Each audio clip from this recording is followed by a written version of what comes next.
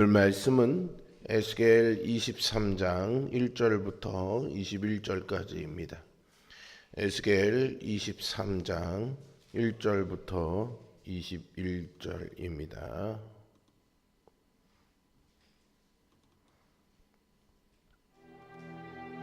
또 여호와의 말씀이 내게 임하여 이르시되, 인자야, 두 여인이 있었으니 한 어머니의 딸이라. 그들이 애굽에서 행음하되 어렸을 때에 행음하여 그들의 유방이 눌리며 그 처녀의 가슴이 어루만져졌나니 그 이름이 형은 오홀라요 아우는 오홀리바라. 그들이 내게 속하여 자녀를 낳았나니 그 이름으로 말하면 오홀라는 사마리아요 오홀리바는 예루살렘이니라. 오홀라가 내게 속하였을 때에 행음하여 그가 연애하는 자 곧 그의 이웃 아수르 사람을 사모하였나니 그들은 다 자색 옷을 입은 고관과 감독이요 준수한 청년이요 말타는 자들이라. 그가 아수르 사람들 가운데 잘생긴 그 모든 자들과 행음하고 누구를 연애하든지 그들의 모든 우상으로 자신을 더럽혔으며 그가 젊었을 때에 애굽 사람과 동침하며 그 처녀의 가슴이 어루만져졌으며 그의 몸에 음란을 쏟음을 당한 바 되었더니 그가 그때부터 행음함을 맞이 아니하였느니라. 그러므로 내가 그를 그의 정든 자 곧 그가 연애하는 아수르 사람의 손에 넘겼더니 그들이 그의 하체를 드러내고 그의 자녀를 빼앗으며 칼로 그를 죽여 여인들에게 이야깃거리가 되게 하였나니 이는 그들이 그에게 심판을 행함이니라. 그 아우 오홀리바가 이것을 보고도 그의 형보다 음욕을 더하며 그의 형의 간음함보다 그 간음이 더 심함으로 그의 형보다 더 부패하여졌느니라. 그가 그의 이웃 아수르 사람을 연애하였나니 그들은 화려한 의복을 입은 고관과 감독이요 말타는 자들과 준수한 청년이었느니라. 그 두 여인이 한 길로 행함으로 그도 더러워졌음을 내가 보았노라. 그가 음행을 더하였음은 붉은색으로 벽에 그린 사람의 형상 곧 갈대아 사람의 형상을 보았음이니 그 형상은 허리를 띠로 동이고 머리를 긴 수건으로 쌌으며 그의 용모는 다 준수한 자 곧 그의 고향 갈대아 바벨론 사람 같은 것이라. 그가 보고 곧 사랑하게 되어 사절을 갈대아 그들에게로 보내매 바벨론 사람이 나와 연애하는 침상에 올라 음행으로 그를 더럽히매 그가 더럽힘을 입은 후에 그들을 싫어하는 마음이 생겼느니라. 그가 이같이 그의 음행을 나타내며 그가 하체를 드러내므로 내 마음이 그의 형을 싫어한 것 같이 그를 싫어하였으나 그가 그의 음행을 더하여 젊었을 때 곧 애굽 땅에서 행음하던 때를 생각하고 그의 하체는 나귀 같고 그의 정소는 말 같은 음란한 간부를 사랑하였도다. 내가 젊었을 때에 행음하여 애굽 사람에게 내 가슴과 유방이 어루만져졌던 것을 아직도 생각하도다. 아멘. 북이스라엘은 금송아지 우상과 바알과 아세라 등 이방의 우상까지 숭배하며 하나님께 불순종하다가 결국에는 멸망했습니다. 남유다 왕국에도요, 그래도 하나님께 순종하는 선한 왕들이 나타나 종교개혁을 추진하는 등 선한 모습이 있었습니다. 하지만 오늘 본문에서 하나님은 유다와 예루살렘의 타락이 북왕국 이스라엘보다 더하다고 고발하십니다. 다른 사람이 실패한 모습을 보고서도 그 사람과 똑같은 행동을 하는 사람은 정말 어리석은 사람이겠죠. 생각이 조금이라도 있다면 다른 사람의 실패를 보면서 뭔가 하나라도 깨달아야 합니다. 그런데 하나님은 북이스라엘의 실패를 보고서도 아무것도 깨닫지 못하고 오히려 더 악하게 행하는 유다를 두 자매의 비유를 통해서 책망하십니다. 하나님은 사마리아와 예루살렘을 그녀의 장막이라는 뜻의 이름을 가진 오홀라와 내 장막은 그녀에게 있다라는 뜻의 오홀리바라는 자매로 비유해서 그들의 실체를 고발하십니다.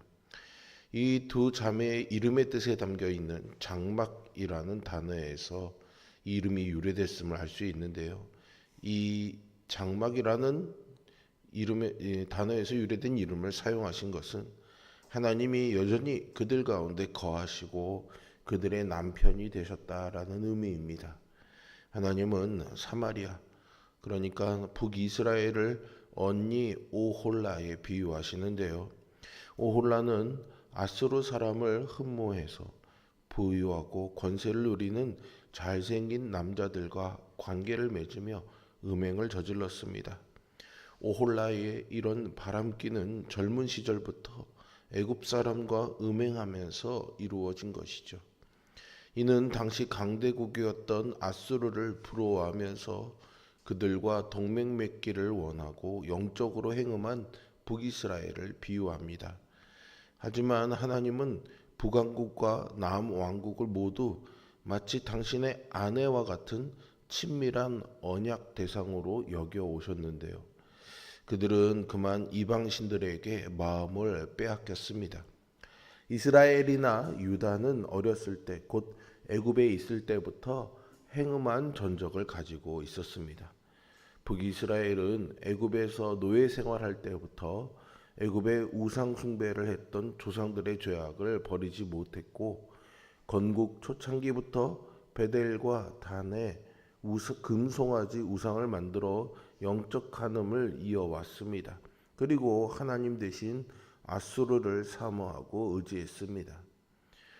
오홀라, 그러니까 북이스라엘이 하나님께 속했을 때, 즉 멸망하기 전에는 아수르의 고관과 감독, 준수한 청년, 말타는 자들을 사랑했는데, 이것은 왕권과 군사력을 의지했다는 말을 의미합니다. 북왕국 이스라엘은 아수르의 힘과 권력에 매료되어서 하나님을 배신하고 영적 간음을 저질렀는데, 사실 애굽의 우상을 섬긴 전력도 있었기에 이렇게 영적 타락에 빠지는 것은 그리 이상한 일도 아니었습니다.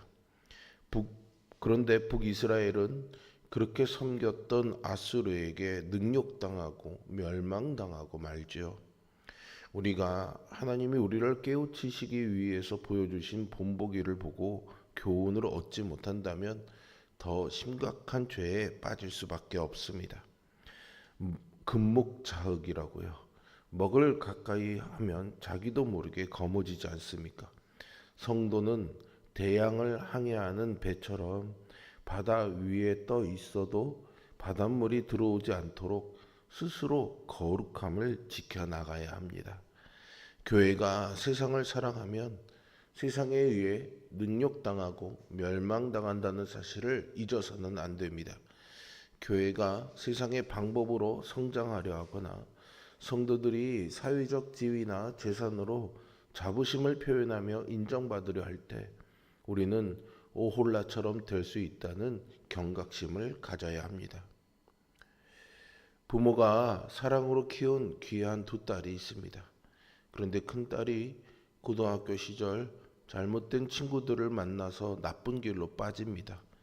부모의 질책과 간곡한 호소에도 큰딸은 결국 돌이키지 않았고 인생을 망쳐버리게 됩니다.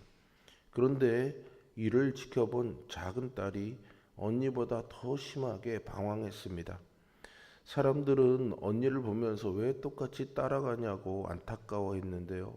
동생은 이렇게 말하죠. 나는 언니와 다르게 살 줄 알았어요. 라고 말입니다. 남유다를 비유하는 오홀리바는요. 오홀라의 잘못과 오홀라가 멸망당한 원인을 똑똑히 보았습니다. 그러나 오홀리바는 교훈을 얻지 못하고 오히려 오홀라의 모습을 보고 배워 그대로 따라합니다. 오홀리바는 아수르의 고관대작이며 준수한 청년과 연애합니다. 남유다는 단순히 강대국 아수르를 부러워한 정도가 아닙니다. 우상을 숭배하는 그들을 따라 더 심한 음행을 저지르지요. 아수르의 부와 권세, 군사력을 의지했을 뿐 아니라 우상 숭배를 적극적으로 받아들여 자신들을 영적으로 더럽혔던 겁니다. 하나님은 남유다를 상징하는 오홀리바의 행위를 오홀라보다도 더 심각한 타락으로 묘사하십니다. 오홀라의 잘못을 보고도 반성하지 않고 오히려 더 심하게 아수르를 음란하게 섬겼다는 것이죠. 오홀리바는 아수르뿐 아니라 갈대아, 즉 바벨론에게도 마음을 빼앗겼는데 갈대아 남자의 그림을 보고 정욕을 품어 그를 불러들였습니다. 이는 아하스 치하에서 유다가 친 아수르가 친 아수르의 정책을 펼치다가 히스기야 때 이 등을 돌리고 바벨론을 끌어들인 일을 반영하고 있습니다. 유다는 하나님을 의지하지 않고 새롭게 떠오르는 강국이었던 바벨론을 의지했습니다. 유다 왕의 눈에는 이것이 효과적인 외교 정책으로 보였을지 모르겠지만요. 결국에는 이것이 나라를 파멸로 이끄는 단초가 됩니다. 또한 조상들이 애굽에서 그들의 우상을 숭배했던 것처럼 애굽과 동맹을 맺고 애굽의 모든 우상을 들여와 섬겼습니다. 유다는 바벨론에게도 신실하지 못했고 다시 애굽과 음행에 빠져서 바벨론과 유다의 관계도 파괴되고 말지요. 이것은 여호야긴 왕 때 예레미야가 전하는 말씀을 듣지 않고 바벨론에게 등을 돌리고 친애굽 정책을 펼친 것을 반영합니다. 유다는 애굽을 믿고 바벨론에게 등을 돌렸지만 애굽은 바벨론의 적수가 되지 못했습니다.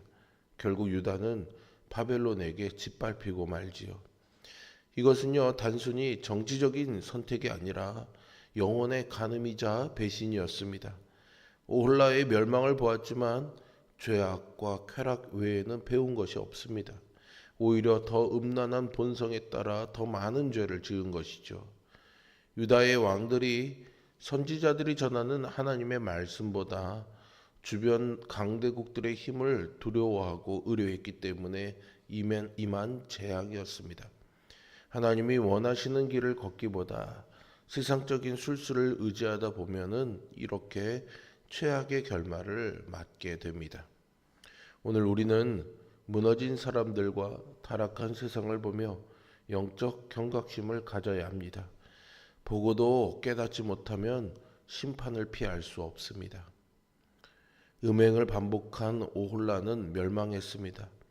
오홀리바는 그것을 보고서도 교훈을 얻지 못하고 오히려 더 그 행위를 본받아 더 악한 길로 갔습니다. 주님은 내가 거룩하니 너희도 거룩할지어다 라고 말씀하셨습니다. 그리스도의 신부된 우리는 더욱 성결함으로 그리스도를 닮아가야 하는 것이죠. 본문은 북왕국과 남왕국이 하나님께 얼마나 심각하게 반역했는지를 노골적인 표현으로 드러내고 있습니다. 그러나 하나님은 아내에게 배신당한 신랑의 마음으로 이스라엘을 보시면서 여전히 관계 회복을 원하십니다. 그러므로 우리는 하나님 앞에서 정결함과 충성됨을 회복해야 하겠습니다. 눈에 보이는 성공을 추구하고 세상의 기준을 따르는 것이 아니라 하나님의 언약 아래 머무는 것이 가장 복된 길임을 기억하십시오. 하나님은 북이스라엘과 남유다의 타락을 오홀라와 오홀리바라는 가상의 자매의 비유를 들어서 책망하셨습니다. 듣는 이마다 하나님의 마음이 얼마나 타들어가고 있는지 충분히 이해되었을 것입니다. 이 책망은 예루살렘이 심판을 피할 수 없음을 선언한 내용인 동시에 당신의 백성을 부르시는 하나님의 간절함을 보이고 있습니다. 우리는 오홀라와 오홀리바와 같지는 않은지 그렇게 돌아보고 날마다 우리 마음을 하나님께 드리기에 힘쓰는 복된 성도가 되어야겠습니다. 저와 여러분이 악인의 길을 행하지 아니하고 복 있는 자의 길에서 살아갈 수 있기를 주님의 이름으로 축원드립니다. 기도하겠습니다.